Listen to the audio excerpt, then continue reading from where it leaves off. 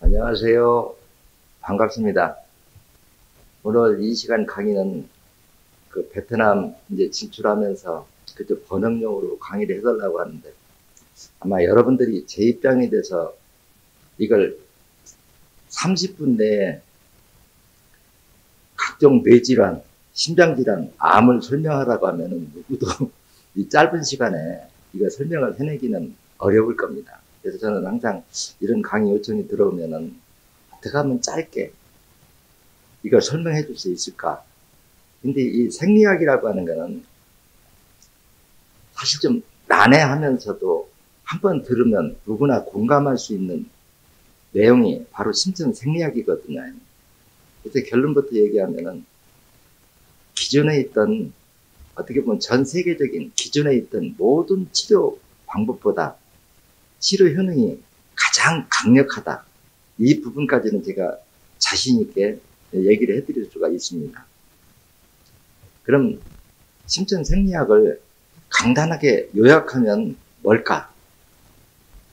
이게 사실 제대로 설명하자고 하면은 한 심층 사회요법이 한 200시간, 처방하기 한 200시간, 한 400시간이 필요한데 이것을 30분 만에 설명을 해내라. 좀 난감하죠. 근데 우리 몸을 이게 단순하게 생각하면 단순하게 한번 접근해 봅시다. 우리가 뇌에서 오는 질환은 수없이 많아요. 가볍게 우리가 기억력 감퇴, 이게 좀 심해지면 치매, 또 뇌경색, 또 뇌종양, 또 자폐증, 각종 정신과 질환, 이런 질환들이 증세마다 병명을 따로 붙이면 한없이 난해한 병이 돼요. 근데 뇌에서 오는 모든 질환에 근본적으로 과연 뇌혈관이 막히지 않고도 그런 여러 가지 증세들이 올 수 있을까? 의문을 가져본다면 뇌혈관이 막히지 않으면 어떤 병도 올 수 없다는 우리가 답을 도출할 수가 있거든요. 뇌혈관이 막히면 어떤 사람은 뇌종양이 되고 어떤 사람은 치매가 되고 어떤 사람은 뇌경색이 되고 어떤 사람은 자폐증이 되고 이런 것들을 따로따로 설명해 달라고 하면 제가 다 해드릴 수가 있어요. 근데 짧은 30분 만에 이거를 요약을 해서 설명을 하자고 하면은 어떤 우리가 외형적 이런 질병들도 우리 인체 뇌 중에서 어느 부위가 막혔느냐 또 뇌혈관이 막히고 시간이 오래 지체가 되었느냐 막힌 초기냐 이거에 따라서 병명이 많이 달라질 수가 있어요. 근데 우리가 태어날 때부터 본질적으로 이렇게 태어났다고 하면 모르지만 그렇지 않고 살면서 사고가 아닌 자연 발생적으로 어떤 장기의 기능 저하로 인해서 이렇게 질병이 왔다고 그러면 어떤 경우에도 뇌혈관이 막히지 않고 피의 흐름만 원활하다 하면 어떤 질병도 올 수 없다. 이거를 기준으로 삼고 접근하면은 모든 병에 해답이 쉽거든요. 그러면 뇌혈관이 막히려고 하면 과연 혈전, 어혈 없이 뇌혈관이 막힐 수 있을까? 이렇게 접근해야 돼요. 그리고 우리 인체 이 혈관 구조, 이 생리 기능을 보면은 우리 인체 모든 조직은 참 어떻게 보면 기가 막히게 진화를 잘했어요. 이 말이 무슨 얘기냐? 우리 인체 어느 부분도 해당 장기 쪽의 말초 모세혈관이 50% 이상이 막혀야 어떤 질병이 출발이 되거든요. 왜 그러냐? 우리 뇌의 우리 인체 어느 부위의 말초 모세혈관도 하나가 막히면 그 옆으로 돌고 그놈이 막히면 그 옆으로 돌고 또 압력이 세지면 혈관이 팽창되고 이렇게 수시로 그걸 적응하면서 변화하는 과정이 있기 때문에 어떤 증세가 이미 나타나기 시작하려고 하면 50% 이상이 막혀야 질병이 오기 시작한다. 이거를 기초로 두고 있으면 이해가 쉬워요. 그러면 우리 인체의 말초 모세혈관은 50% 이상을 막혔다. 그러면 적은 양의 혈전, 어혈 가지고 막을 수 있을까요? 막을 수 없겠죠. 근데 이 어혈이 생기는 원인은 여러 가지가 있습니다.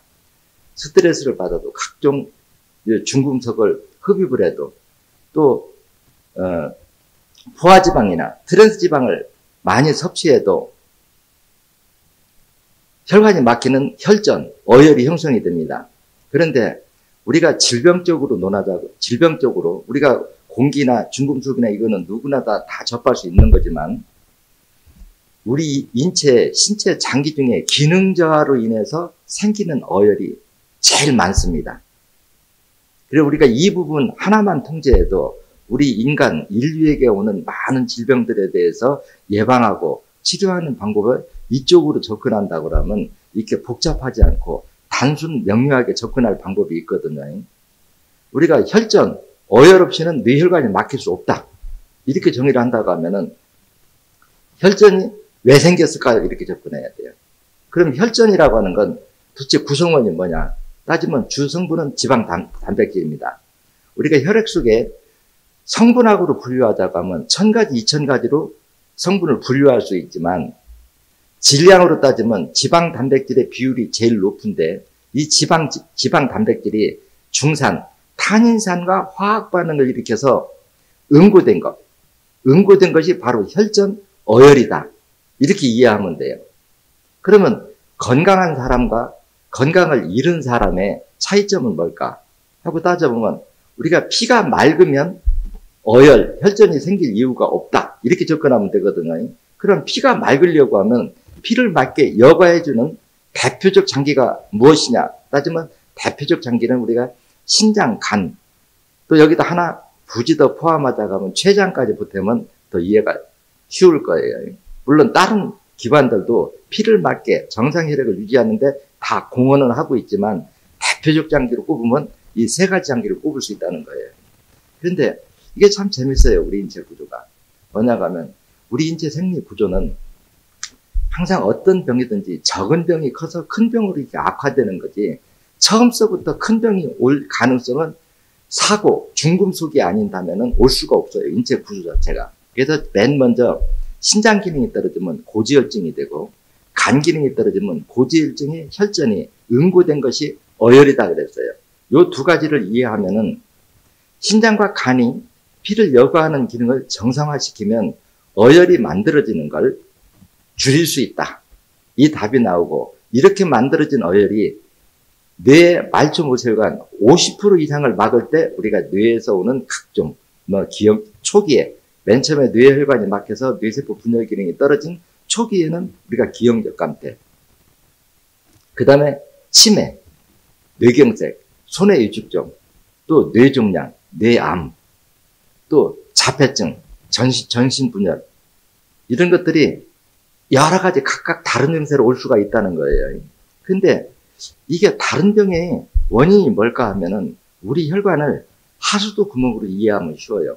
우리가 왜 하수도 구멍에다 비유하냐고 하면 하수물에는 우리가 생활하면서 쓰는 여러 불순물들이 많이 섞이면 그동안 그 안에 여러 가지 영양 물질이 들어있어요. 하수도 구멍이 꽉 막혀서 물이 못 내려가면 그 고인물은 어떻게 될까요? 시간이 지날수록 부패되겠죠. 이거 심전 생리학에서는 산도가 높아진다. 그래서 혈관이 처음 막혔을 때는 약산, 시간이 지나면 중산, 시간이 더 지나면 강산 이렇게 하거든요. 그러면 이 산의 강도에 따라서 혈액 속에 몇천 가지 성분 중에서 응고물질이 달라진다는 거예요. 또 여기다가 우리 인체의 모든 조직들은 어떤 어려운 환경에 처하면 지 스스로 그거를 해결할 능력이 있어요. 피가 못 돌아서 산도가 많이 높아지면 그 산의 농도를 묽게 희석시키기 위해서 수분을 끌어모으면 이게 뇌에서 물이 차는 증세고, 산도가 너무 높아서 뇌 조직을 녹이려고 해서 생명의 위협을 느끼면 비정상적으로 세포 분열이 빨리 일어나면 이걸 우리가 뇌암 또는 뇌종양 이렇게 분류할 수가 있고, 뇌는 모든 정보를 녹음기 컴퓨터 파일처럼 저장하는 능력과 저장을 하고 지시를 하고 통계를 내는 역할을 하는 게 뇌 기능이거든요.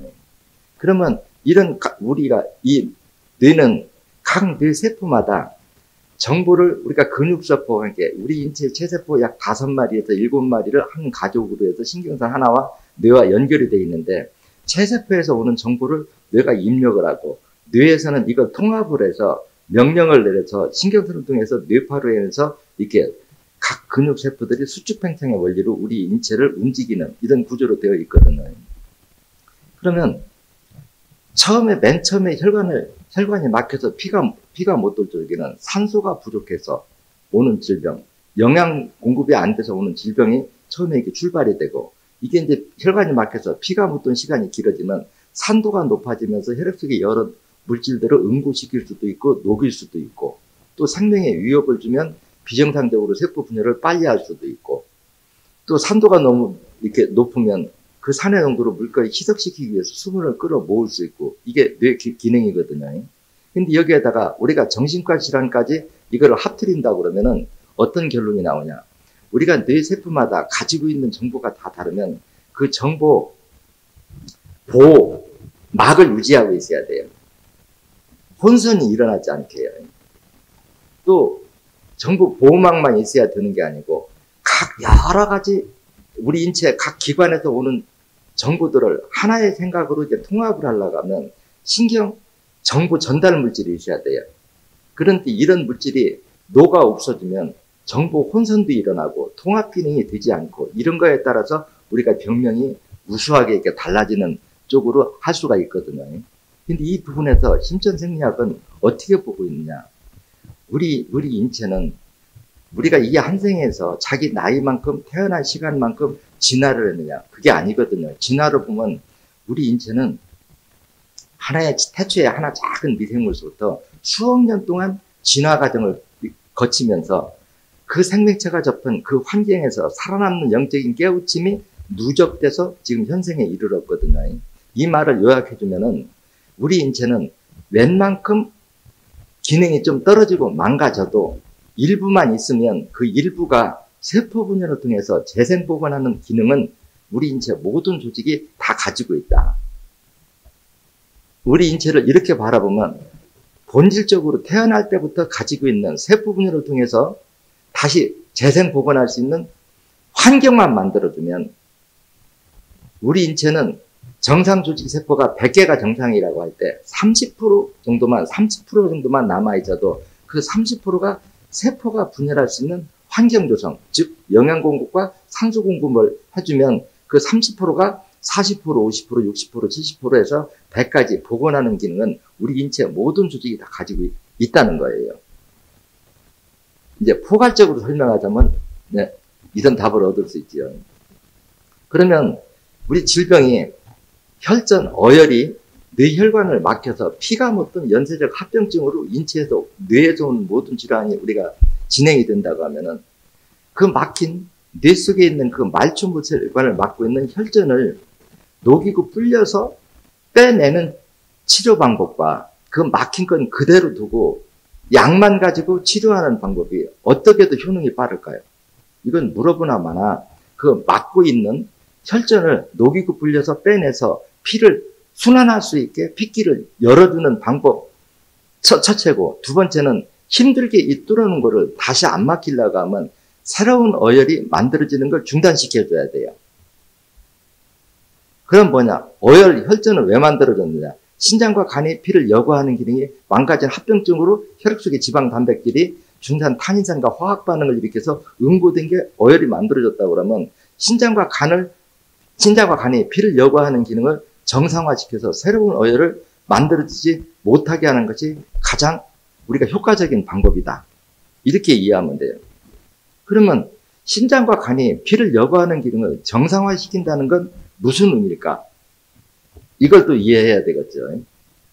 그럼 이것도 여러분들이 간단하게 이해할 수가 있어요. 우리가 신장은 작고 간은 커요. 그러면 이거를 크고 작고 체세포 개체수의 숫자로 이해하려고 하면 어렵습니다. 그냥 정상을 100이라고 생각하면 돼요.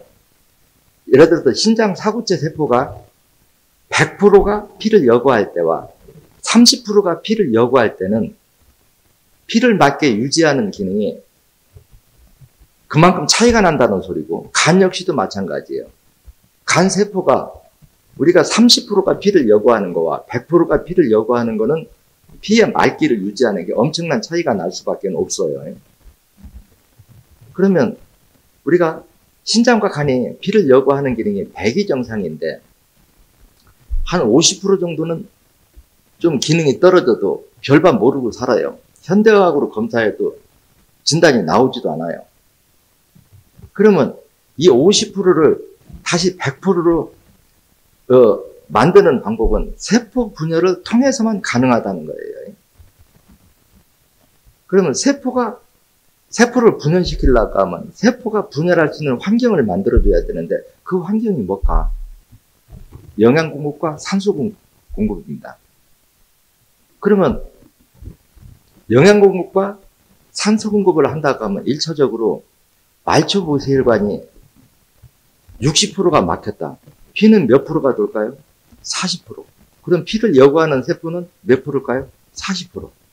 그럼 이 40%를 100으로 만들어주려고 하면 60%가 막고 있는 혈관을 60%에 막고 있는 말초보세혈관을 뚫어줘서 영양 공급만 해주면 세포 분열을 통해서 100으로 복원하는 기능은 뇌뿐이 아니라 신장, 간, 심장 모든 장기가 세포가 분열할 수 있는 환경 조성, 영양 공급만 해주면 여러분들도 머릿속으로 상상해 보세요. 세포가 분열할 때 약이 필요할까? 영양분이 필요할까? 그러면 당연히 영양분이라고 하지 약이라고 하는 사람은 없을 거예요. 그러면 우리가 간의 말초무혈관을 막은 것, 신장의 말초무혈관을 막은 것, 췌장의 말초무혈관을 막은 것, 뇌의 말초무혈관을 막은 물질이 다를까요? 다르지 않죠. 모두가 주성분은 지방 단백질이죠.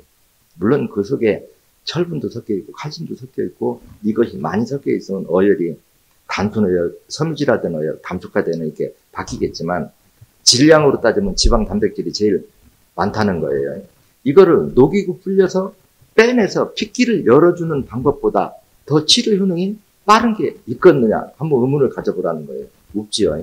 그럼 여기다가 지금 전 세계에서 우리 인체 질병을 예방하고 치료하는 방법 중에서 막힌 말초무혈관을 뚫어서 핏기를 열어주는데 과연 얼마나 치료 효능이 나타날까 하고 따져본다고 하면 우리가 치료 효능이 100을 필요로 할 때 20, 30%를 넘어가는 치료 방법은 거의 없을 겁니다. 근데 신천생리학은 그동안 해보면 적어도 95% 가까이는 뚫어지거든요. 그러면 기존의 치료 방법 중에서 신장 속에 있는 말초무혈관을 뚫어주고 간 속에 있는 말초무혈관을 뚫어주고 뇌 속에 있는 말초무혈관을 뚫어주는 양리 기능이 과연 효능이 얼마나 있을까를 따져본다고 하면 거의 무시해도 무방할 정도예요. 막힌 혈관을 또 그대로 놔두고 신장과 간이 피를 여과하는 기능이 망가질 것도 그대로 놔두고 신장과 간, 뇌가 못하면 그것들이 못하는 거를 약의 강제 기능으로 대신하려고 하는 쪽으로 현대의학이 모두가 이렇게 연구해서 발전을 키워왔지 그 막힌 혈관을 뚫어주고 그 세포가 분열할 수 있는 영양 공급과 산소 공급을 해준다고 하는 것은 개념이 많이 떨어져 있다는 거예요. 그래서 물론 우리가 세포 분열할 수 있는 환경을 만들어준다. 우리가 포괄적으로 보면은 영양분이지만 우리가 세심하게 들어가면 뇌세포가 분열할 때 필요한 영양소가 다르고 신장, 간, 인체 모든 조직이 다르다고 하는 것은 그 세포가 구성하는 영양소가 다르다는 얘기가 돼요. 이거를 우리가 성분학적으로 나누면 1000가지, 2000가지가 된다 소리거든요. 근데 신천생리학에서는 이걸 간단히 요약을 해놨어요. 인체 모든 세포들이 분열하는 데 필요한 영양소가 1000가지가 됐든 2000가지가 됐든 그 영양분을 1차 가공하는 건 장속의 유산균이고 그 영양분을 혈액 속으로 들어오면 산의 화학 반응에 의해서 변형이 일어나지 못하게 하기 위해서는 신장과 간이 피를 맞게 여과해야만이 변형이 오지 않고 또 혈질이 강산성화돼 버리면은 그 영양분이 녹아 없어지거나 화학 반응에서 성분이 변형이 돼도 세포 분열을 할 수 없겠죠. 이렇게 접근하면은 이미 오염된 혈액은 어떻게 하면 해독을 할 수가 있느냐? 말초무혈관은 어떻게 하면 뚫을 수 있느냐? 또 간세포가, 신장세포가, 뇌세포가 분열하는 데 필요한 영양분이 다르다고 그러면 내 몸에서 가공을 못하면 어떠한 영양분을 넣어줘야 될 거냐? 이런 쪽으로 접근하기 때문에 현대의학하고는 우리 인체를 질병을 치료하고 예방하는 방법이 엄청난 차이가 있다는 거죠. 그럼 여러분들이 이런 것들을 다 배우려고 하면 한 400시간이 필요하다고 하지만은 그냥 아마추어 시기로 안전한 가이드라인이 있어요. 뭐냐? 헤모글로빈 수치가 10m로 떨어지지 않는 범위에서 우리 인체에 말도 못해 혈관을 뚫는 거는 청명인이 그걸 주도적으로 하는 역할을 해놓은 거고요. 피를 맑게, 썩은 피를 맑게 정화하는 역할을 하는 건 신천생이 그거를 했고, 세포가 분열하는 데 필요한 각종 영양소들은 진액이라고 하는 영양분에다가 해놨어요. 그래서 이 세 가지를 응용을 하면서 과연 우리가 사혈로서 막힌 혈관을 뚫어줬으면 재생복원이 가능할까 불가능할까 한번 떠올려 보세요. 그래서 신천생리학을 모르는 사람의 시각으로 보면 어떻게 망상장애, 정신분열, 뇌경색, 치매, 자폐증 이런 것들이 치료가 되냐 하지만은 제가 그동안 38년 동안 전 세계인을 상대로 임상을 해보면은 100명 하면 제가 책에는 겸손하게 한 93% 정도 좋아진다 이렇게 얘기했지만 실제는 해보면 95% 이상은 좋아집니다. 단 조건은 있죠. 그 조건이 뭐냐? 헤모그로스, 피의 부족. 이 피 부족이라고 하는 것도 간단하게 생각해 보세요. 내 몸에서 어혈이든 생혈이든 300g이든 500g이든 뽑아내면은 그 공간은 물이 채우는 게 당연한 거예요. 그러면 어혈이든 생혈이든 빼낸 양만큼 물이 그거를 채운다고 하는 혈액의 농도가 묽어지겠죠. 그럼 묽어지는 만큼 그만큼 피가 만들어지는데 필요한 영양물질을 넣어준다고 하면은 피 부족은 올 수가 없습니다. 그래서 어혈을 빼내는 거를 우리가 사라고 그러고 어혈을 빼낸 양만큼 새피가 만들어지는데 필요한 영양물질을 넣어주는 거를 보라고 그래요. 그래서 사회할 때는 보사의 균형을 잘 맞춰야 된다. 그래서 철분이 부족할 때, 염분이 부족할 때, 영양분이 부족할 때 우리 이제 어느 부작용이 온다. 이런 것들을 여러분들이 숙지하고 사회한다고 하면은 제가 그런 얘기예요. 과연 우리가 뇌경색이나 치매, 중풍을 예방하는데 현대학하고 심천생리학, 심천사혈요법하고 예방하고 치료하는 효능이 몇 배 정도나 차이 날까? 겸손하게 얘기하면 10배? 아니면 100배? 당연히 심천생리학 치료가 효능이 빠를 수밖에 없지요. 근데 막상 이것도 실전에 들어가다 보면은 문제가 있어요. 어떤 문제가 있느냐? 우리 인체라고 하는 건 어느 부위든 침으로 찌르면은 피가 나와야 정상이에요. 근데 몇십 번을 찌르고 부항기에 그 강한 압력으로 당겨도 피가 나오지 않는다는 건 무엇을 의미할까요? 혈액이 응고되기 때문에 그렇죠. 근데 혈관이 막히고 피가 못 도는 시간이 길어질수록 어혈이 섬유질화되면서 딱딱하게 굳어 들어가요. 그러면 이걸 어혈이 딱딱하게 굳을수록 그걸 녹이고 빼는데 시간이 좀 많이 걸리고 적게 걸리고 이 차이가 일어날 뿐이지 차관 혈관만 뚫리기만 하면은 인체 모든 조직기관은 세포 분열을 통해서 스스로 복원하는 기능은 모든 조직기관이 다 가지고 있다. 이러다 보니까 심천사회요법의 치료 방법은 단순한데 항암이나 방사선 치료만 안 받았다고 하면은 안 받고 그냥 처음부터 우리 사회요법으로 치료한다고 그러면 간암, 간경화로 진단을 받았더라도 10명 하면 9명 이상은 완치가 된다. 이렇게 얘기를 해요. 또 거기다가 또 더 황당한 소리 하죠. 어떤 병이든지 우리가 치료의 개념을 정리할 필요가 있다. 뭐냐? 어떤 증세도 약을 계속 먹고 있으면서 정상을 유지하는 건 아무 의미가 없다. 예를 들어 고혈압 환자는 혈압약을 먹지 않아도 혈압이 올라가지 않아야 치료가 된 거고 당뇨 환자는 당뇨약, 고지혈증 환자는 혈전용해제를 먹지 않아도 혈질이 정상을 유지해야만이 이게 치료가 된 거다. 이렇게 정의를 해야 돼요. 약을 먹고 있으면서 정상을 유지하는 건 아무 의미가 없다는 거예요. 약을 먹고 있는 동안도 해당 장기기관은 계속 망가지고 있기 때문에. 왜냐? 말초모세혈관이 한번 막히면 우리 몸에 새로운 어혈이 생겼을 때 이미 막힌 데도 자꾸 보태주기 때문에 혈관이 더 막힐수록 어때요? 약의 가지수나 양은 계속 늘어날 수밖에 없지요. 장기가 기능이 떨어지는 만큼 약의 강도는 높여야 되니까. 그렇기 때문에 현대의학은 제가 땜빵의학이다 이러거든요. 그래서 내가 고혈압 당뇨약을 10년 아니면 20년 먹여봐라. 완치된 사람 몇 프로나 될까? 근데 심천생리학으로 치료한다고 하면 100명 하면 적어도 97명 정도는 약을 먹지 않아도 고지혈증, 고혈압, 당뇨가 치료가 돼요. 근데 참 세상은 재밌거든요. 고지혈증이 없는 사람이 고혈압이 오기는 어려워요. 또 고혈압이 없는 상태에서 당뇨가 올 확률은 더 높거든요.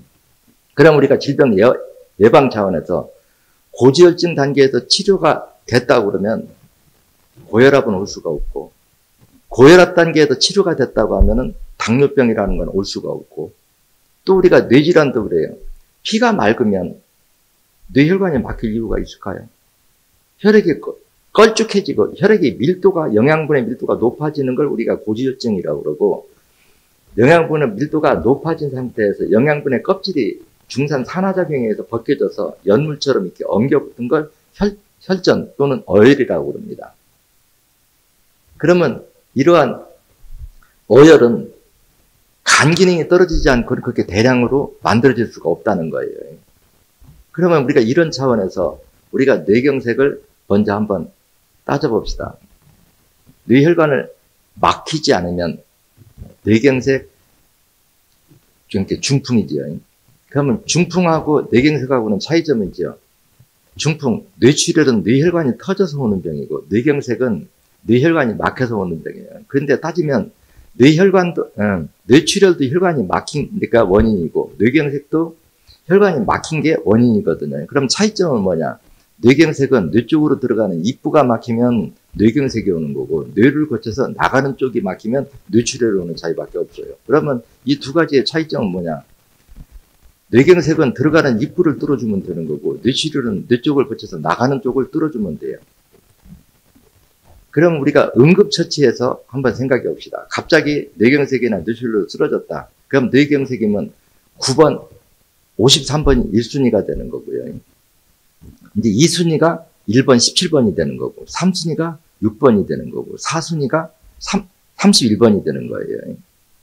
그럼 이거는 우리가 응급처치로 이미 막혀져 있는 어혈을 빼내서 바로 회복되게 하는 원리거든요. 근데 이거를 힘들게 뚫었다고 그러면 다시 안 막히게 하려고 하면은 어떻게 하면 될 거냐? 새로운 어혈이 못 만들어지게 하면 되겠죠.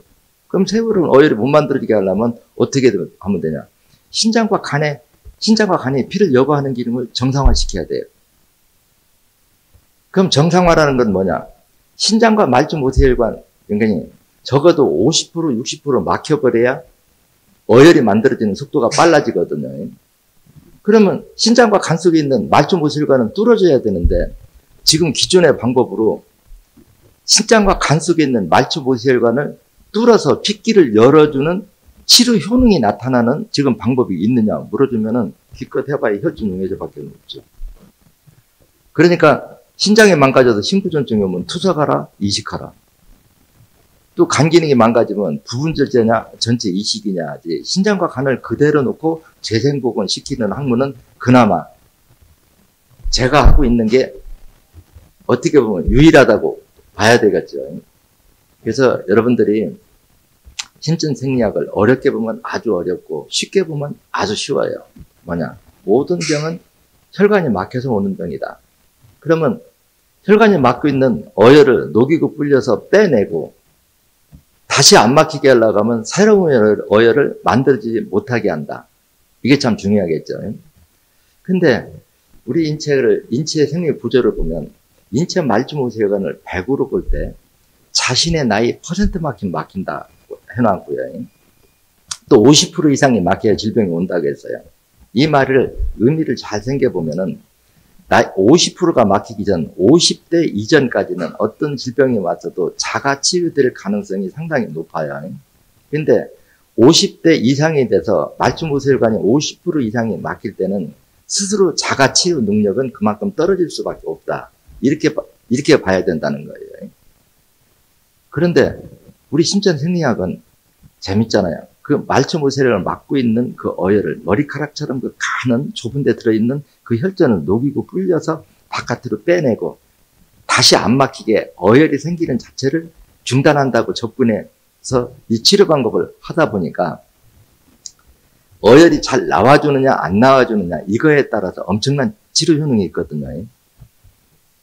제가 쉽게 표현해서 최근에 제가 요번에 38기 강사 교육을 마쳤는데 거기에서 예전에 그 백혈병, 혈액암으로 진단받은 환자가 17년 만에 강사교육을 들어왔어요. 그동안에 재발 안 했다고 그러고요.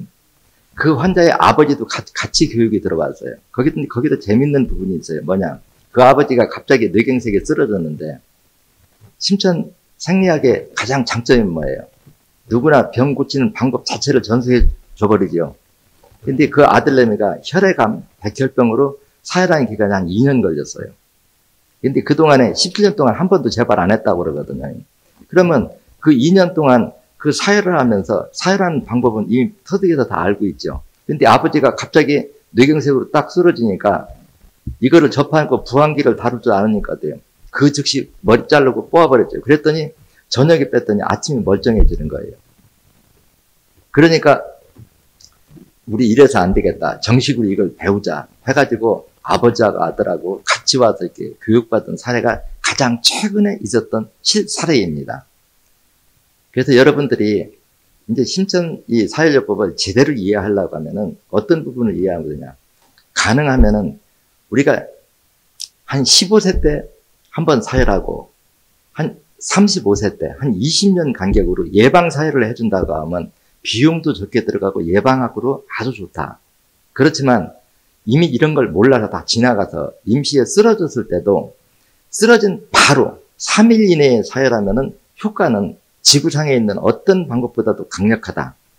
그런데 한번 치유가 되면은 적어도 정상이라고 하면 짧아도 10년, 정상이라고 하면 20년 이내는 재발하지 않는 치료 효능을 나타나게 하려고 하면은 치료의 원리를 알면 돼요. 자, 요점 정리해 봅시다. 뇌의 말초 모세혈관이 50% 이상이 막혀야 어떤 증세가 온다고 그랬어요. 그럼 제일 가벼운 증세로 제가 비유를 해줄게요. 내가 두통이 어렸을 때부터 20년 동안 두통을 앓았다. 그 두통이 심할 때 진통제를 먹으면 두통이 멎고 약 기운 떨어지면 다시 두통이 또 와요. 이걸 20년 동안 약을 먹었어도 두통은 계속 지속되면 이걸 우리가 만성두통이라고 그래요. 이런 사람을 우리가 어떻게 진단하냐. 적어도 뇌의 말초 모세혈관이 60% 이상 막혔다. 그러면 회전하는 피는 몇 프로일까요? 40%겠죠. 그런데 이런 상태에서 그냥 아마추어들이 누구나 다 1번, 9번, 17번을 한번 사혈해보면 두통이 치료될 가능성은 몇 프로일까요? 97% 이상. 이렇게 할 수 있어요. 근데 그냥 이렇게 빼도 2, 3년 동안은 두통 안 올 겁니다. 근데 2, 3년 지나면 다시 또 올 거예요. 그러면 한번 여기서 여러분들이 머릿속으로 상기해 볼 필요가 있어요. 뇌혈관은 두개골 안쪽에 들어있고 우리가 사혈 부분은 1번은 여기고 17번은 여기입니다. 9번은 뒤에, 목 뒤에고요. 여기서 뺀다고 과연 두개골 안쪽에 들어있는 뇌 속에 있는 말초 모세혈관이 뚫릴 거냐? 뚫릴 가능성 없지요. 그냥 빼서는요. 우리가 마치 빨래를 빨 때 비누칠해서 빠는 거와 맹물에다 그냥 빠는 거와 때가 빠지는 게 다 다르듯이 뇌의 말초 모세혈관을 막고 있는 그 혈전을 녹이고 불리면서 우리가 아래 위에서 빼주는 거와 그냥 생다직으로 빼는 거는 엄청난 차이가 있어요. 그런데도 그냥 빼도 어혈만 나와주면 두통이 일시적으로는 치료가 됩니다. 왜 되느냐? 이걸 이해하면 돼요. 뇌의 말초 모세혈관이 60%가 막혔다. 그러면 40%는 피가 돌겠죠. 그러면 1번, 9번, 17번을 뚫어주면 40%의 피가 뚫린 데가 피의 유속이 빨라집니다. 유속이 빨라지면은 피가 1분에 한 바퀴 도는 것보다는 두 바퀴 도는 것이 산소 공급량이 늘어나요. 그래서 산소 공급량이, 그러니까 두통은 뇌 속의 산소 부족이 원인이기 때문에 산소 공급만 되면 산소 공급이 되는 순간 두통이 없어져요. 그러면 피가 1분에 한 바퀴 도는 것보다는 두 바퀴 도는 것이 산소 공급량이 늘어나기 때문에 치료가 됐다. 그렇지만 60% 막힌 혈관은 그대로 있다는 거예요. 그러면 이거를 우리가 청명인을 통해서 이걸 녹이고 불려가지고 20%를 뚫어놨다. 그러면 어떻게 될 거냐? 다시 20%가 막히려고 하면 약 20년의 시간이 걸린다. 이렇게 이해하면 돼요. 그러면 이게 뇌만 해당될까? 신장, 간, 심장 모든 질환이 다 동일할까? 심천 생리학은 모든 게 동일하다는 거예요. 이 청명인이 녹이면 뭐 특정 한 군데만 녹이는 게 아니라 몸 전체의 말초 모세혈관을 다 녹인다. 이렇게 이해하면 되겠죠. 그래서 심천 사혈요법의 이제 치료 논리는 간단히 요약하면 이렇게 또 설명할 수 있다. 그래서 여러분들 깊이 있는 내용은 정석적으로 배우는 교재가 있습니다. 그래서 그 강의 교재를 통해서 누구나 이건 오픈된 학문이니까 열심히 배워서 자신 건강 돌보는데 도움이 많이 됐으면 좋겠습니다. 그래서 뇌경색으로 딱 떨어졌다. 뇌경색 떨어지면 9번이 1순위, 1번 17번이 2순위, 6번이 3순위, 31번이 4순위, 뇌출혈이다. 1번 17번이 1순위, 9번이 2순위, 6번이 3순위, 31번이 4순위, 8번은 재발하지 말라고 하는 거다. 이것만, 요 한 부분만 이해해도 질병을 예방하고 치료하는데 엄청난 치료 효과가 나타날 수 있을 겁니다. 예, 여러분 반갑습니다.